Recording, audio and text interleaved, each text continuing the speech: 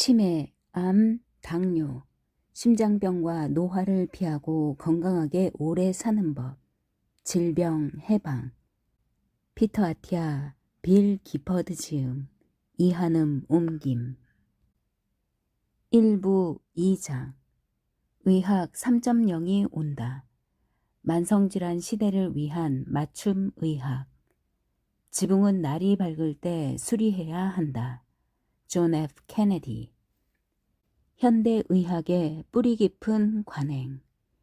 의학을 공부하면서 점점 커져가던 내 좌절감에 마지막 결정타를 날린 것이 무엇인지는 기억나지 않지만 이 파국의 출발점 역할을 한 것이 젠타마이신이라는 약물임은 안다. 전공의 2년차 후반기에 심한 폐혈증에 걸린 환자가 응급실에 실려왔다. 그는 사실상 강력한 정맥주사 항생제인 이 약물 덕분에 목숨을 유지하고 있었다. 젠타마이신은 사용하기가 까다로운데 투여 용량의 범위가 아주 좁기 때문이다. 너무 적게 투여하면 효과가 없고 너무 많이 투여하면 콩팥 신장과 청력의 손상을 일으킬 수 있다. 투여량은 환자의 체중과 약물의 체내 예상 반감기를 토대로 정한다. 좀 사실은 꽤 수학광이었던 나는 어느 날 저녁 이 환자의 다음 약물 투여 시기를 정확히 예측하는 수학 모형을 짰다. 적정 투여 시간은 오전 4시 30분이었다. 확실히 하고자 새벽 4시 30분쯤 환자의 혈액을 검사했는데 젠타마이신 수치가 약물을 다시 투여해야 할 바로 그 상태까지 떨어져 있었다. 나는 간호사에게 투여하라고 말했다. 그때 한 동료가 이견을 보였다. 병원 서열상 우리보다 한 단계 윗줄에 있는 전공이었다. 나라면 그렇게 안 할 거야. 다음 교대 시간인 아침 7시에 투여하라는 것이었다. 나는 의아했다. 그러면 목숨을 앗아갈 수도 있는 대규모 감염에 무방비 상태로 2시간 넘게 환자를 방치하는 것이나 다름없음을 알았기 때문이다. 왜 기다리라는 거지? 그 동료가 자리를 뜨자 나는 간호사에게 투여하라고 했다. 그날 아침 회진 때 나는 담당의에게 환자를 보여주면서 내가 몇 시에 항생제를 투여했고 왜 그랬는지 설명했다. 담당의가 환자를 돌보겠다는 내 의도를 딱 맞는 시간에 약물을 투여했음을 알아줄 것이라고 나는 생각했다. 하지만 그녀는 나를 노려보면서 내가 평생 들어본 적이 없는 욕설을 퍼부었다. 그때 나는 24시간 넘게 잠을 자지 못한 채였지만 환각 상태에 빠진 건 아니었다. 몹시 아픈 환자에게 약을 투여하는 방식을 개선하려고 시도했다는 이유로 나는 욕을 먹고 쫓아내겠다는 협박까지 받았다. 사실 내 상급자인 동료의 제안, 지시가 아니라 을 무시한 것은 잘못이었지만 담당의의 분노의 황당함을 느꼈다. 우리는 언제나 일을 더 잘할 방법을 찾아야 하는 것 아닌가? 결국 나는 자존심을 꺾고 불복종을 사과했다. 이런 일은 수없이 많았다. 전공의 과정을 밟아갈수록 내가 과연 이 직업을 택한 것이 옳을까 하는 의구심이 쌓여갔다. 동료들과 나는 변화와 혁신을 거부하는 문화와 충돌하는 일을 반복해서 겪었다. 물론 의학계가 원래 보수적인 데는 몇 가지 타당한 이유가 있다. 그렇지만 현대의학이라는 건축물 전체가 아주 사소한 것조차 바꿀 수 없는 전통에 너무나 깊이 뿌리 박혀 있는 양 보일 때가 종종 있었다. 우리가 돌보는 환자의 목숨을 구할 수 있는 방식의 변화마저 거부하는 듯이 보이곤 했다. 의구심과 좌절감에 시달리던 나는 5년차의 상급자들에게 6월에 그만두겠다고 알렸다. 동료들과 교수들은 미쳤구나 하는 표정으로 쳐다보았다. 전공의 과정을 밟다가 떠나는 사람은 거의 없었다. 더욱이 존스 홉킨스 병원에서 2년만 더하면 끝날 시점에 떠난 사람은 분명히 없었다. 그러나 내 결심은 확고했다. 나는 9년 동안 받은 의학 교육을 내던져 버렸다. 그때는 그런 듯 했다. 그러고는 유명한 경영 컨설팅 회사인 맥킨지에 들어갔다. 아내와 나는 대륙을 가로질러 정반대편에 있는 멋진 유흥지인 팔로알토와 샌프란시스코로 이사했다. 스탠퍼드에 다닐 때 즐겁게 지내던 곳이었다. 의학, 그리고 볼티모어에서 최대한 멀리 떨어진 곳이었지만 나는 기뻤다. 인생의 10년을 낭비한 것 같은 기분이 들었기 때문이다. 그러나 결국 그 길은 다시 의학으로 이어졌다. 그렇게 빙 돌아서 다시 돌아갔을 때 의학을 바라보는 내 시각은, 그리고 더 중요하게는 환자 한 사람 한 사람을 바라보는 내 관점은 완전히 달라져 있었다. 아무것도 하지 않은 것이 더 위험하다. 나는 위험이라는 말이 핵심 단어임을 깨닫게 되었다. 맥킨지는 처음에 헬스케어 쪽으로 나를 채용했다. 그런데 내가 원래 정량적인 분야를 공부했다는 것을 알자 나는 대학 때 응용수학과 기계공학을 공부했고 항공우주공학 박사 학위를 딸 생각이었다. 신용위험을 평가하는 부서로 보냈다. 이때가 2006년으로 세계 금융위기가 터지기 직전이었다. 그렇지만 마이클 루이스가 쓴 논픽션, 금융 스릴러, 빅쇼트에 등장하는 인물들을 제외하고는 아무도 앞으로 얼마나 엄청난 일이 벌어질지 전혀 알아차리지 못했다. 우리는 미국 은행들이 예상하지 못한 손실에 대비해 충분한 준비금을 갖추도록 요구하는 새로운 규정을 지킬 수 있게 돕는 일을 했다. 은행은 예상 손실 추정은 잘했지만 예기치 않은 손실에는 어떻게 대처해야 하는지 잘 몰랐다. 말 그대로 예측하기가 훨씬 어려운 손실이기 때문이었다. 우리는 은행의 내부 자료를 분석해 자산군들 사이의 상관관계를 토대로 이런 예기치 않은 손실을 예측하려고 시도하는 수학 모형을 내놓았다. 짐작하다시피 아주 까다로운 일이었다. 불확실한 것 위에 불확실한 것을 더 쌓아 올리는 시기였다. 미국의 가장 큰 은행들이 규제 장벽을 뛰어넘도록 돕는 과제로 시작한 일은 가장 위험이 적고 가장 안전한 포트폴리오 중 하나라고 여겨지던 것에서 재앙이 일어나기 직전임을 밝혀냈다. 바로 주택담보대출이었다. 2007년 늦여름 우리는 대형 은행들이 지난 10년 동안 주택담보대출로 번 것보다 더 많은 돈을 앞으로 2년 사이에 잃을 것이라는 황망하지만 피할 수 없는 결론에 도달했다. 6개월 동안 쉴 새 없이 일한 뒤인 2007년 말 우리는 주요 고객인 한 미국 대형은행의 경영진과 중대한 회의를 했다. 대개는 그 업무의 선임 파트너가 조사 발표를 맡기 마련이었다. 그런데 그는 내게 대신하라고 했다. 당신의 지금까지 경력을 보니 정말로 끔찍한 소식을 전달할 준비가 나보다 잘 되어 있을 것 같아서 그래. 말기라는 진단이 나왔다고 전달하는 것과 그리 다르지 않았다. 나는 회의실 연단에 서서 은행 경영진에게 암울한 운명을 예견하는 수치들을 쭉 읊었다. 발표하는 동안 엘리자베스 퀴블러 로스가 고전이 된 저서 죽음과 죽어감에서 말한 5단계가 그들의 얼굴에 명멸하면서 스쳐 지나가는 것을 보았다. 부정, 분노, 타협, 슬픔, 수용이다. 병실 바깥에서 그런 광경은 처음 보았다. 컨설팅 세계로의 일탈은 결국 끝을 맺었지만 그 일로 나는 의학의 커다란 맹점 하나를 보는 눈을 얻었다. 바로 위험을 이해하는 눈이다. 금융과 은행에서 위험의 이해는 생존의 열쇠다. 뛰어난 투자자는 맹목적으로 위험을 무릅쓰지 않는다. 그들은 위험과 보상 양쪽을 철저히 분석한 뒤에 위험을 받아들인다. 신용 위험 연구는 비록 불완전하지만 내가 은행과 일하면서 배웠듯이 하나의 과학이다. 위험은 분명히 의학에도 중요하다. 하지만 의료계는 위험을 분석적이기보다는 감정적으로 접근할 때가 많다. 이 문제는 히포크라테스에게서 시작되었다. 아마 대부분의 사람들은 고대 그리스의 이 유명한 격언을 알고 있을 것이다.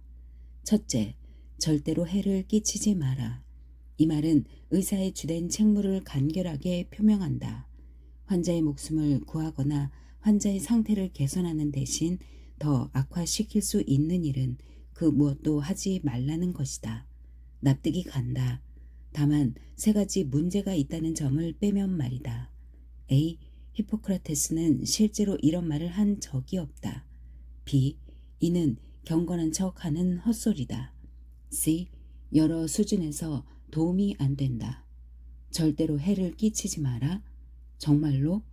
히포크라테스의 시대부터 20세기까지 우리 의학계의 선배들이 펼친 의술 중 상당수는 치유하기보다는 해를 끼칠 가능성이 더 높은 쪽이었다. 머리가 아프다고? 그러면 아마 천공수를 받았을 것이다. 머리뼈에 구멍을 뚫는 수술이다. 은밀한 부위가 이상하게 욱신거린다고? 의사가 생식기에 유독한 수은을 바를 때 아프다고 비명을 지르지 말기를. 그리고 수천 년 동안 꾸준히 이어진 피를 빼는 사혈법도 있다. 병들거나 다친 사람에게 쓰는 최후의 수단으로 널리 인정받고 있었다. 그러나 첫째, 절대로 해를 끼치지 마라에서 가장 마뜩지 않은 점은 직접적인 위험이 가장 적은 치료법이 언제나 최선의 방안이라는 의미를 이 말이 함축하고 있다는 것이다. 게다가 이 말은 그냥 아무것도 하지 말라는 의미일 때가 아주 많았다. 의사 자격증을 딴 사람이라면 누구나 이 헛소리를 반증하는 일화를 지니고 있다. 내 사례를 하나 들어보자. 전공의로 일할 때 거의 마지막으로 치료한 외상 환자였다. 복장뼈, 흉골 가슴뼈, 맨 밑쪽 작은 연골 부위인 칼둘기 바로 아래에 찔린 상처가 난 17세 청소년이었다.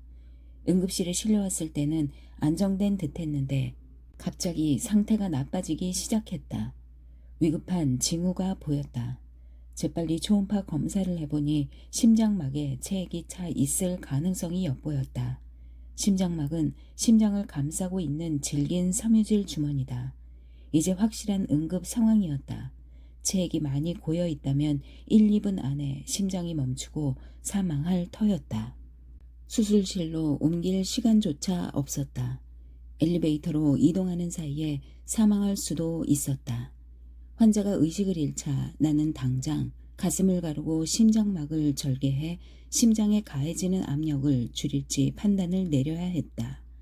긴장되고 피가 튀는 수술이었지만 효과가 있었고 소년의 활력 징후들은 곧 안정되었다. 그 수술이 매우 위험하고 단기적으로 환자에게 큰 해를 끼친다는 건 분명했다. 하지만 내가 시도하지 않았다면 더 안전하고 감염 가능성이 더 적은 수술실 앞에서 기다리다가 사망했을지 모른다. 빠른 죽음은 기다려 주지 않는다. 그 순간에 내가 그렇게 극적으로 행동해야 했던 이유는 위험이 너무나 비대칭적이어서다. 아무것도 안 하기. 그러니까 위험 회피하기는 사망으로 이어질 가능성이 높았다. 거꾸로 설령 내 진단이 잘못되었다고 해도 서둘러 한 가슴 수술은 목숨을 위협할 가능성이 아주 낮았다. 환자를 임박한 위험에서 구해놓고 보니 칼끝이 폐동맥에 거의 구멍을 낼 뻔했다는 사실이 드러났다. 단순한 상처여서 수술실에서 두 바늘을 꿰매자 환자는 안정되었다. 소년은 나흘 뒤 퇴원했다. 위험은 어떤 일이 있든 피해야 하는 것이 아니다. 오히려 위험은 이해하고 분석하고 다루어야 할 대상이다. 의학과 삶에서 우리는 어떤 일을 하든 위험 대 보상을 저울질하기 마련이다. 혹시 점심때 유기농 식품 체인점 홀푸드에서 파는 샐러드를 먹었는가? 그러면 채소에 묻은 대장균을 함께 먹었을 가능성이 조금 있다. 홀푸드까지 차를 운전해 갔는가? 마찬가지로 위험이 어느 정도 있다. 그러나 위험과 보상을 종합하면 그 샐러드는 아마 당신에게 좋을 것이다. 적어도 당신이 먹을 수 있는 다른 식품들보다 나쁘지는 않을 것이다. 칼에 찔린 17세 환자 사례처럼 우리는 때로 과감한 결단을 내려야 한다. 대장 내시경처럼 덜 급박한 상황이라면 검사를 해서 미미하지만 실제로 상처가 날 위험과 검사를 하지 않아 진단할 수 있었던 암을 놓칠 위험 사이에서 더 신중하게 선택해야 할 수 있다. 내 요점은 해를 끼치는 일을 전혀 하지 않거나 적어도 해를 끼치는 위험과 마주하지 않는 의사는 아마 환자에게 도움을 주는 일도 그다지 하지 않으리라는 것이다. 칼에 찔린 청소년 사례에서처럼 아무것도 하지 않는 것이 때로는 가장 위험한 선택일 수 있다. 의학 2.0 시대의 빛과 그늘. 사실 나는 히포크라테스가 그 칼에 찔린 환자를 수술하는 과정을, 아니 현대의 병원 시설에서 이루어지는 어떤 수술이든 볼 수 있었다면 어땠을까 하고 생각한다. 히포크라테스는 환한 전등 아래 놓여 있는 정밀한 강철 기구에서부터 항생제와 마취제에 이르기까지 온갖 것에 경이로움을 느낄 것이다. 우리가 옛 사람들에게 많은 빚을 지고 있는 것은 맞지만 의대에서 내 어휘에 주입된 2만 개의 새로운 단어 대부분이 고대 그리스어와 라틴어에서 유래했듯이 히포크라테스 시대에서 현재까지 꾸준히 발전이 이루어졌다는 개념은 완전히 허구다. 의학사는 크게 두 시대로 구분된다. 그리고 나는 이제 세 번째 시대가 시작되고 있다는 생각이 든다. 첫 번째 시대는 히포크라테스로 대변되는데 그의 사후 약 2000년 동안 지속되었다. 나는 그 시대를 의학 1.0이라고 부른다. 당시의 의학적 판단은 직접 관찰에다 순전히 추측에 불과한 것을 토대로 이루어졌다. 그런 판단 중에는 맞는 것도 있었지만 그렇지 않은 것도 있었다. 예를 들어 히포크라테스는 걷기가 좋은 운동이라고 권장했고 음식에는 좋은 약이 들어 있을 수도 있고 나쁜 약이 들어 있을 수도 있다라고 했다. 이 판단은 지금도 맞다. 그러나 의학 1.0에는 아예 들어맞지 않는 것이 많았다. 많이 인용되는 사례인 체액 개념이 대표적이다. 히포크라테스의 주된 공언은 질병이 자연적으로 생긴다는 깨달음을 전파한 것이다. 더 이전의 사람들은 질병을 신이 일으킨다고 믿었다. 이 전환 자체는 올바른 방향으로 나아간 거대한 발전이었다. 따라서 그와 그의 동시대인에게 너무 비판적인 태도를 취하기는 쉽지 않다. 그들은 과학과 과학적 방법을 이해하지 못한 상태에서 자신들이 할 수 있는 최선을 다했지만 아직 창안되지 않은 도구는 이용할 수가 없다. 의학 2.0은 19세기 중반에 질병의 세균론과 함께 출현했다. 여기에 대부분의 질병이 미아즈마, 즉 나쁜 공기를 통해 전파된다는 개념이 추가되었다. 그 결과 의사들이 위생에 신경을 쓰게 되었고 궁극적으로 항생제가 등장했다. 그러나 이 전환은 결코 순탄하게 이루어지지 않았다. 어느 날 루이 파스테르, 조지프 리스터, 로베르트 코흐가 혁신적인 연구 결과를 내놓고 의료계 인사들이 받아들여 하룻밤 만에 기존에 하던 의료 방식을 싹 바꾸는 식으로 이루어진 것이 결코 아니었다. 사실 의학 1.0에서 2.0으로의 전환은 여러 지점에서 참호를 파고 저항하던 기존 세력과 벌인 전투로 점철된 수백 년이 걸린 피비린내 나는 기나긴 행군이었다. 가영은 이그나츠 제멜바이스의 사례를 들어보자. 빈의 산과 의사였던 그는 자신이 일하는 병원에서 아주 많은 산모가 죽어 나간다는 사실에 신경이 쓰였다. 그는 산모들이 걸리는 기이한 산용열이 자신과 동료 의사들이 아침에 부검한 다음 손을 씻지 않은 채 오후에 아기를 받는다는 사실과 어떤 식으로든 관련이 있다고 결론지었다. 아직 세균이 존재한다는 것이 발견되지 않았음에도 제멜바이스는 의사들이 산모들에게 질병을 일으키는 뭔가를 전파한다고 믿었다. 그의 견해는 환영받지 못했다. 동료 의사들은 그를 배척했고 그는 1865년 정신병원에서 사망했다. 바로 그 해에 조지프 리스터는 글래스고의 병원에서 소년을 수술할 때 살균 기법을 씀으로써 살균 수술의 원리를 처음으로 시연했다. 질병의 세균론이 적용된 최초의 사례였다. 제멜 바이스가 옳았던 것이다. 의학 1.0에서 의학 2.0으로의 전환은 현미경 같은 새로운 도구와 기법이 어느 정도 촉발했지만 더 중요한 역할을 한 것은 새로운 사고방식이었다. 이 사고방식의 토대는 1620년 프랜시스 베이컨이 현재 과학적 방법으로 알려진 것을 처음으로 명확히 제시하면서 마련되었다. 이로써 관찰과 추측이 아니라 관찰한 다음 가설을 세우는 쪽으로 나아가는 중요한 철학적 전환이 이루어졌다. 물론 리처드 파인머는 가설이 기본적으로 추측을 멋져 보이게 표현한 단어라고 지적했다. 그 다음 단계는 대단히 중요하다. 가설, 추측이 옳은지 판단하는 엄밀한 검증 과정, 실험이라고 알려진 과정이다. 아니라고 말하는 일화성 증거가 넘쳐나는데 자신이 옳다고 믿는 치료법을 고집하는 대신 과학자와 의사는 이제 체계적으로 검사하고 평가한 뒤 실험 때 가장 효과가 뛰어났던 치료법을 고를 수 있었다. 그러나 베이컨의 저술과 의학 2.0의 진정한 게임 체인저인 페니실린의 발견 사이에는 3세기라는 간격이 있었다. 의학 2.0은 엄청난 변화를 일으켰다. 인류 문명을 정의하는 하나의 특징인 이것은 소아마비와 천연두 같은 치명적인 질병을 퇴치한 과학 전쟁 기계다. 의학 2.0의 성공은 1990년대와 2000년대에 HIV, 인간 면역 결핍 바이러스와 에이즈, 후천성 면역 결핍증을 억제하는 데까지 이어졌다. 인류의 생존을 위협하는 것으로 보이던 감염병을 관리 가능한 만성질환으로 전환했다. 나는 C형 간염의 최근 치료제도 여기에 포함시키고 싶다. 의대생 시절에 나는 C형 간염이 막을 수 없는 유행병이 되어 25년 내로 미국의 기존 간 이식 체계가 감당할 수 없을 지경이 될 것이라는 말을 들었다. 지금 대부분의 C형 간염 환자는 단기간 약물 투여로 치료할 수 있다. 비록 아주 비싸지만.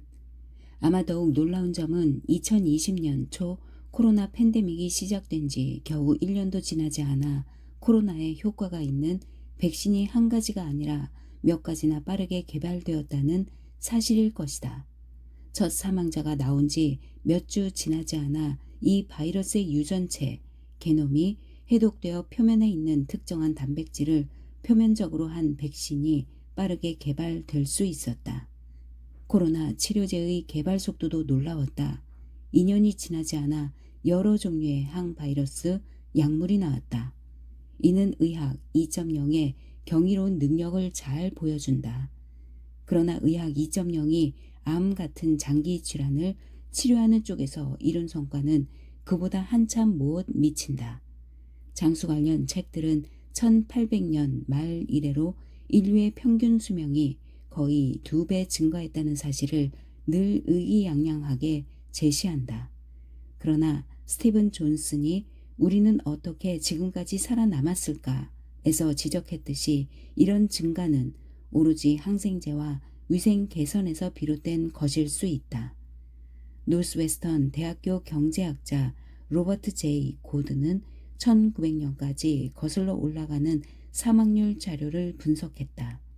그런데 1930년대에 항생제가 등장하면서 대체로 억제된 상위 8가지 감염병 사망자를 제외하자 전체 사망률이 20세기 내내 거의 줄어들지 않았다는 사실을 발견했다. 이는 의학 2.0이 뇌기사 질병에 맞서는 쪽으로는 거의 발전이 이루어지지 않았음을 의미한다. 의학 3.0을 향하여 개인 맞춤 의학과 정밀 의학의 새 시대. 의학계를 떠나 있는 동안 나는 동료 의사들과 내가 더 이전 시대의 문제, 그러니까 의학 2.0이 치료할 수 있게 된 급성 질환과 부상 문제를 해결하기 위한 훈련을 받았다는 사실을 깨달았다. 이런 문제는 사건 지평선이 훨씬 짧았다. 그래서 암 환자에게는 시간 자체가 적이었다. 그리고 우리는 언제나 너무 늦게 개입했다. 사실 금융과 수학의 세계로 들어가 매일 위험의 특성을 깊이 생각하며 짧은 안식년을 보냈을 때야 비로소 이 점이 뚜렷이 내 눈에 들어왔다. 은행이 처한 문제는 내 환자 중 일부가 처한 상황과 전혀 다르지 않았다. 사소한 위험 요소처럼 보이던 것들이 시간이 흐르면서 합쳐져 걷잡을 수 없는 비대칭적인 재앙을 일으켰다. 만성질환도 비슷한 방식으로 작용한다. 몇 년, 수십 년에 걸쳐 쌓이고 일단 깊이 틀어박히면 몰아내기가 정말로 어렵다. 예를 들어 죽상경화증은 사망으로 이어질 수 있는 심장동맥 사건을 겪기 수십 년 전에 시작된다. 그러나 흔히 심근경색으로 나타나는 이 사건이 닥치고 나서야 치료가 시작되는 때가 너무 많다. 내가 만성질환, 만성질환 치료, 장기 건강유지법을 새로운 방식으로 생각할 필요가 있다고 믿게 된 이유가 바로 여기에 있다. 내가 의학 3.0이라고 부르는 이 새로운 의학의 목표는 종양을 제거하고 수술이 잘 되었기를 바라면서 절개 부위를 꿰맨 뒤 퇴원시키는 것이 아니다. 애초에 종양이 출현하고 퍼지지 못하게 예방하는 것, 또는 첫 심근경색 사건을 피하거나 알츠하이머 병으로 나아가는 길에서 벗어나게 하는 것. 이것이 의학 3.0의 목표다. 우리의 치료법, 예방과 발견 전략은 길고 느린 전주곡을 지닌 이런 질병들의 특성에 맞추어서 변해야 한다. 우리 시대의 의학이 빠르게 변하고 있다는 사실은 이미 명백하다. 많은 전문가는 개인 맞춤 의학이나 정밀 의학의 눈부신 새 시대가 열리리라 예측해왔다. 우리 각자의 필요에 맞추어서 우리의 유전자 자체에까지 맞추어져 의료가 이루어지는 시대. 이는 분명히 가치 있는 목표다.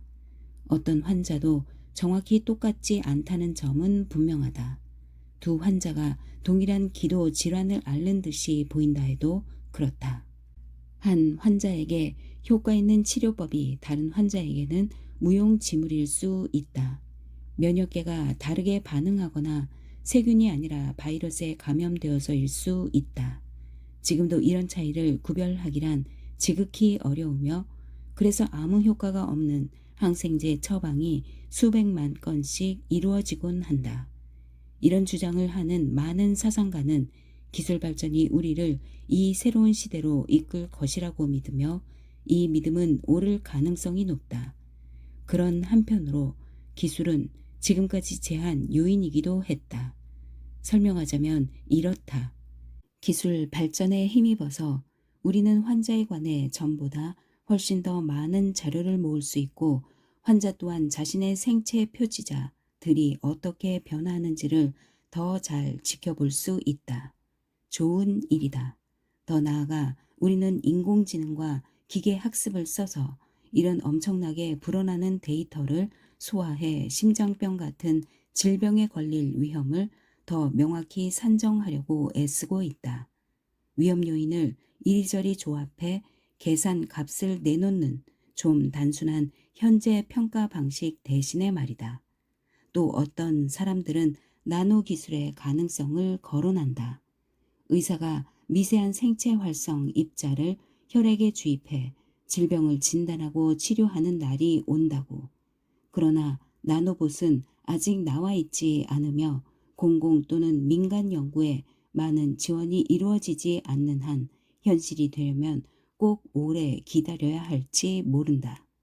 문제는 개인 맞춤 의학이나 정밀 의학이라는 개념을 이 약속을 온전히 실현하는데 필요한 기술이 아직 따라잡지 못하고 있다는 점이다. 자율주행차 개념과 좀 비슷하다. 자율주행차는 자동차들이 충돌해 사람이 죽거나 다친 세월만큼 계속 논의되어 왔다. 인간이 일으킬 오류를 최대한 제거하는 것은 분명히 좋은 일이다.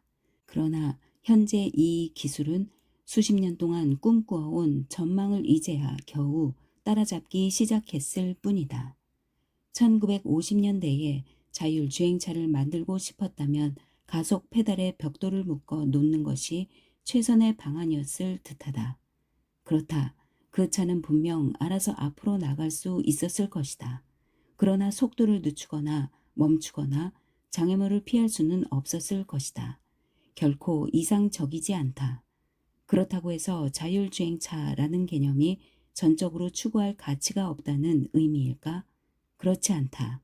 당시에는 컴퓨터, 센서, 인공지능, 기계학습 등 차량이 자율적으로 안전하게 운행할 수 있도록 도와주는 도구가 지금처럼 발달하지 않았다는 의미일 뿐이다. 멀게만 느껴졌던 이 꿈은 이제 우리 손에 잡힐 듯하다. 의학에서도 거의 같은 이야기가 펼쳐진다. 비유하자면 20년 전만 해도 우리는 여전히 가속 페달에 벽돌을 묶어놓고 있었다. 지금은 적절한 기술을 써서 환자를 저마다 독특한 개인으로 이해하는 일을 도모할 수 있는 시점이 가까워지고 있다. 예를 들어 전통적으로 의사는 2가지 검사를 통해 환자의 대사 건강을 파악했다. 대개 연간 한 차례 하는 공복 혈당 검사와 앞서 말했듯이 90일 동안의 평균 혈당 수치를 추정하는 당화 혈색소 검사다. 그러나 둘 다 용도가 제한적이다. 정적이면서 과거를 돌아보는 것이기 때문이다. 그래서 대신에 내 환자 중 상당수는 실시간으로 혈당을 측정하는 장치를 차고 있다. 이를 통해 10년 전만 해도 가능하지 않았던 구체적이고 미묘한 차이를 포착하고 피드백을 중심에 놓으면서 영양에 관한 조언을 할 수 있다. 연속 혈당 측정이라는 이 기술 덕분에 나는 특정한 섭식 패턴의 개인의 대사가 어떻게 반응하는지 지켜보면서 식단을 빨리 바꾸게 할 수 있다. 머지않아 우리는 이런 감지기를 훨씬 더 많이 갖춤으로써 한층 더 빠르고 정확하게 맞춤 치료와 개입을 할 수 있을 것이다.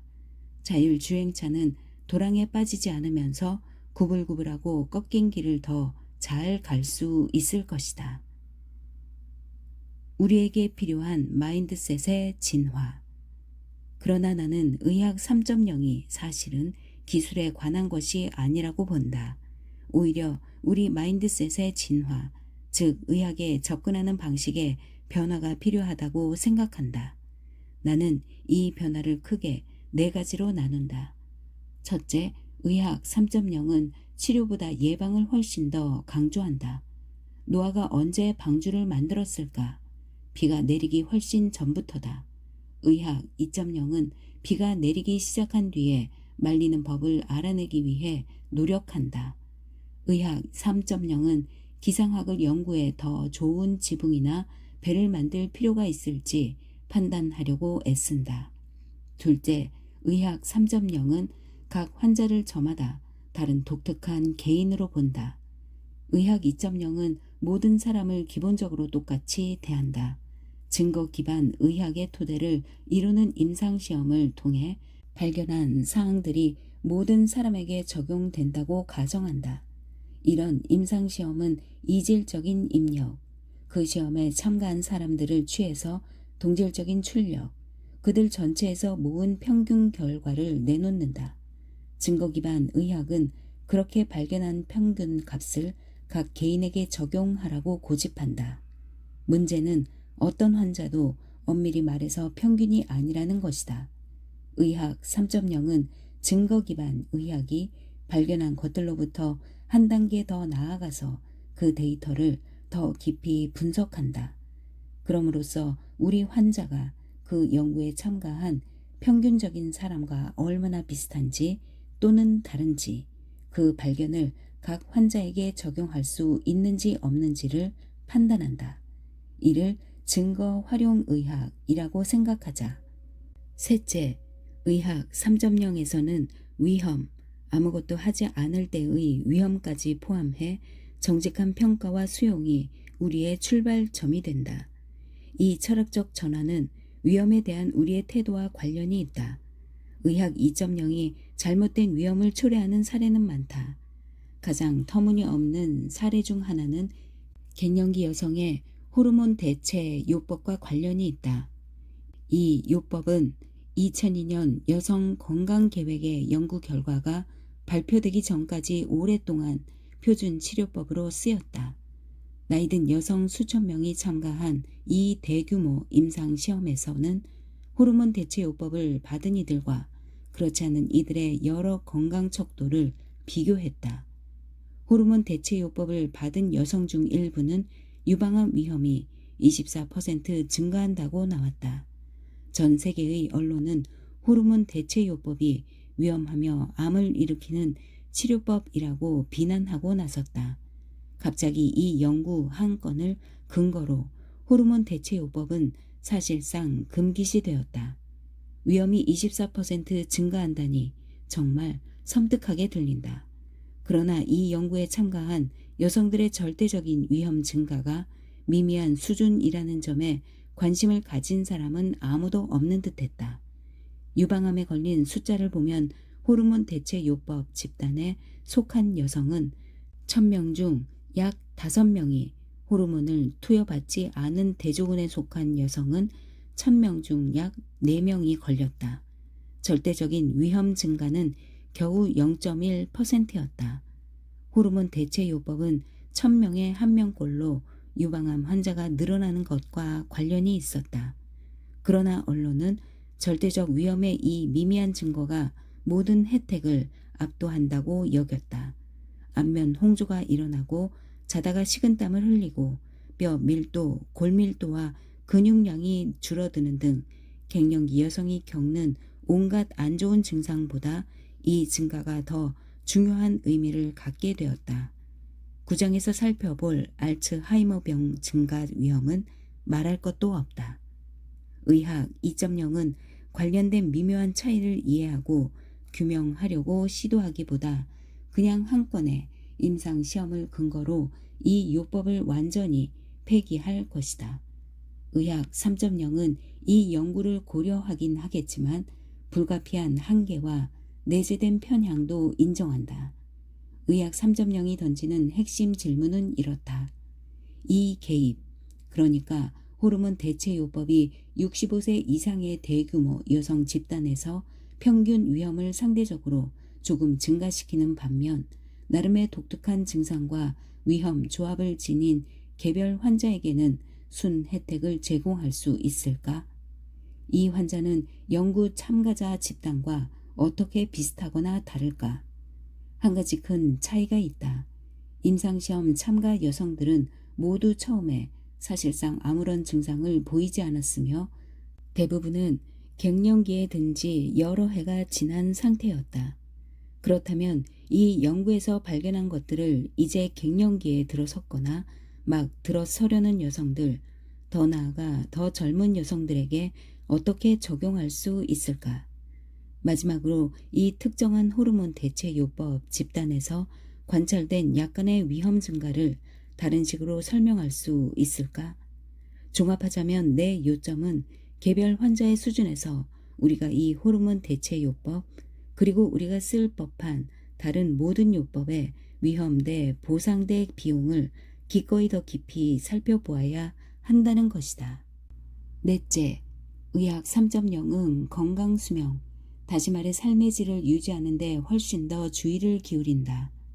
반면에 의학 2.0은 대체로 수명에 초점을 맞추며 거의 오로지 죽음을 피하는 일에만 몰두한다.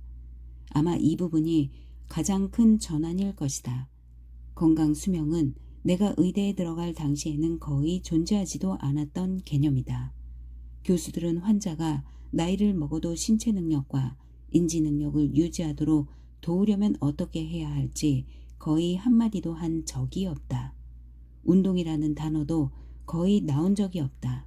수면은 의대생일 때나 전공의 때나 완전히 무시되었다.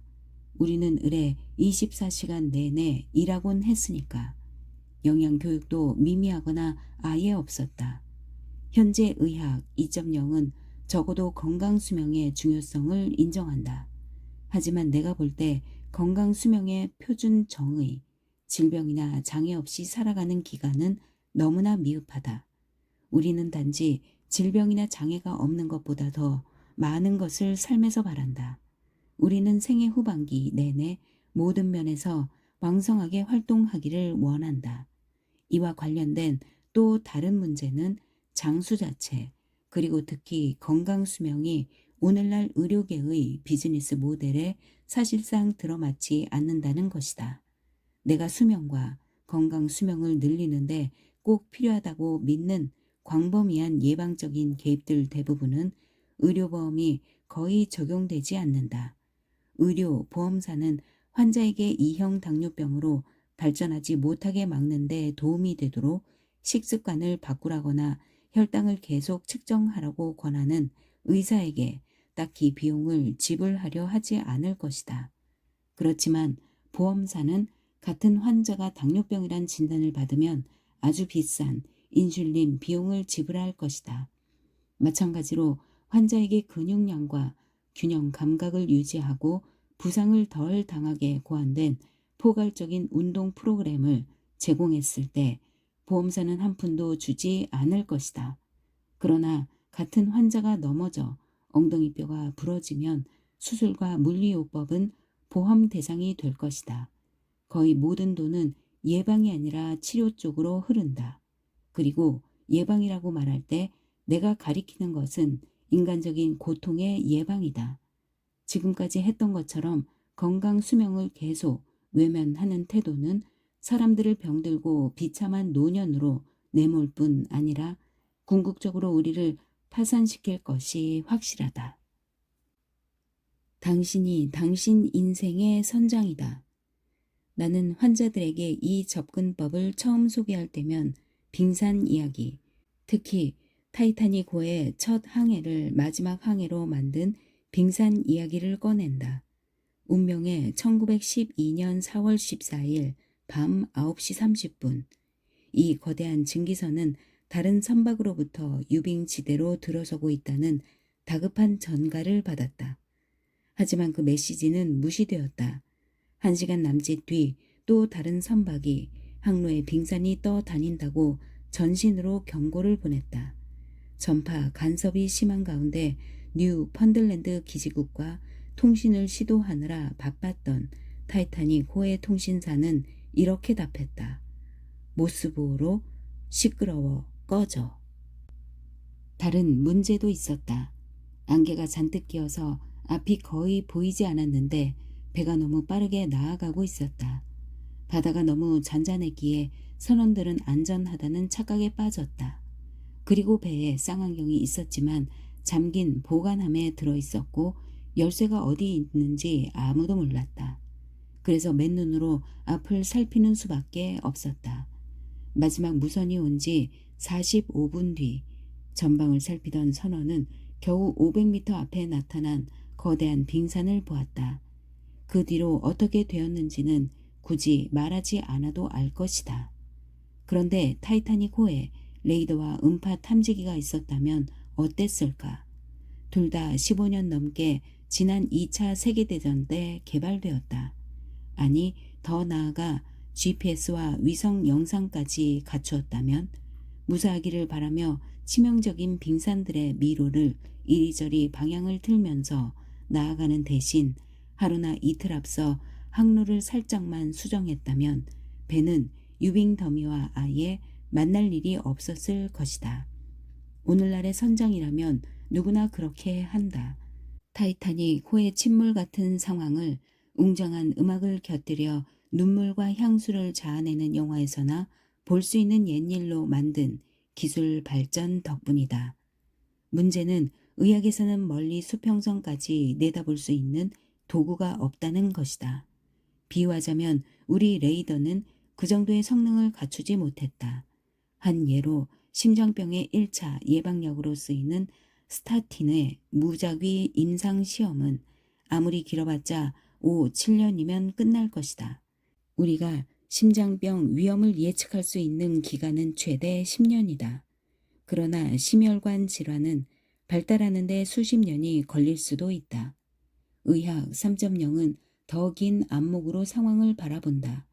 40세인 사람은 단지 10년간의 위험이 아니라 30년 또는 40년에 걸친 심혈관 질환 위험 프로파일에 관심을 기울여야 한다. 따라서 우리는 상대적으로 짧은 임상시험보다 훨씬 더 긴 기간을 다루는 도구가 필요하다. 장거리 레이더와 GPS, 위성 영상 같은 것이 필요하다. 단순한 스냅샷이 아니라 연속 측정이어야 한다. 환자들에게 말하곤 하듯이 나는 당신이 탄 배의 항해사가 되고 싶다. 환자가 유빙지대를 헤치고 나아가도록 배를 조정하는 것. 이것이 내가 하는 일이다. 나는 하루 24시간 일주일 내내 빙산을 감시한다. 빙산이 얼마나 많을까? 가장 가까이 있는 것은 무엇일까? 빙산을 피하려고 배를 돌릴 때 새 항로 앞에는 어떤 위험이 놓여 있을까? 수평선 너머 보이지 않는 곳에 더 크고 더 위험한 빙산이 숨어 있지는 않을까? 아마 의학 2.0과 의학 3.0의 가장 중요한 차이를 빚어내는 것은 바로 이 점이 아닐까. 의학 2.0에서 당신은 다소 수동적으로 배에 실려가는 승객일 뿐이다. 의학 3.0은 당신에게 훨씬 더 많은 것을 요구한다. 당신은 충분한 정보를 습득해야 하고 어느 정도 의학 지식을 갖추어야 하며 목표가 명확해야 하고 위험의 본질을 인식할 수 있어야 한다. 고착화된 습관을 기꺼이 바꾸고 새로운 도전을 받아들이고 필요하다면 안전지대를 벗어나 모험을 할 수 있어야 한다. 당신은 결코 수동적이지 않고 언제나 참여한다. 너무 늦을 때까지 문제를 외면하지 않으며 불편하고 무서운 문제라도 직시한다. 말 그대로 당신은 게임에 적극적으로 직접 뛰어든다. 그리고 중요한 결정을 내린다. 이 시나리오에서 당신은 더 이상 배의 승객이 아니다. 당신은 이 배의 선장이다.